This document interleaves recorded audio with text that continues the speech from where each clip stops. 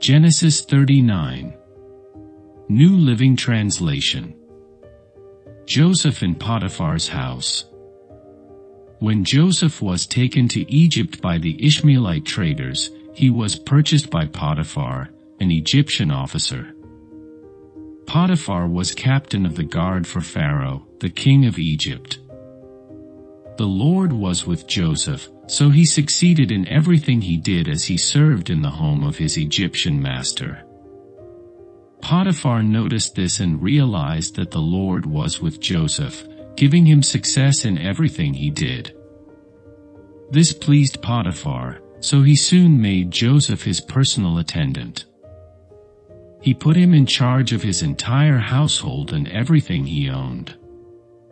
From the day Joseph was put in charge of his master's household and property, the Lord began to bless Potiphar's household for Joseph's sake. All his household affairs ran smoothly, and his crops and livestock flourished. So Potiphar gave Joseph complete administrative responsibility over everything he owned. With Joseph there, he didn't worry about a thing, except what kind of food to eat. Joseph was a very handsome and well-built young man, and Potiphar's wife soon began to look at him lustfully. "Come and sleep with me," she demanded. But Joseph refused. "Look," he told her, "my master trusts me with everything in his entire household. No one here has more authority than I do. He has held back nothing from me except you, because you are his wife. How could I do such a wicked thing? It would be a great sin against God."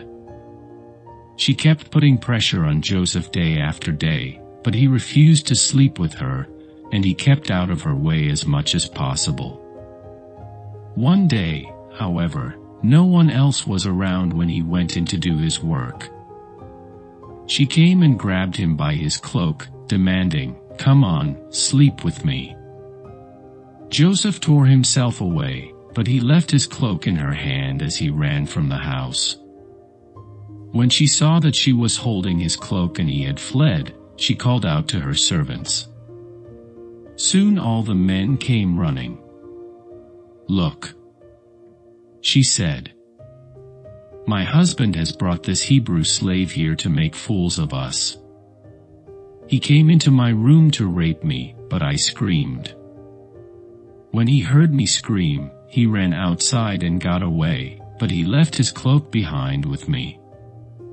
She kept the cloak with her until her husband came home. Then she told him her story.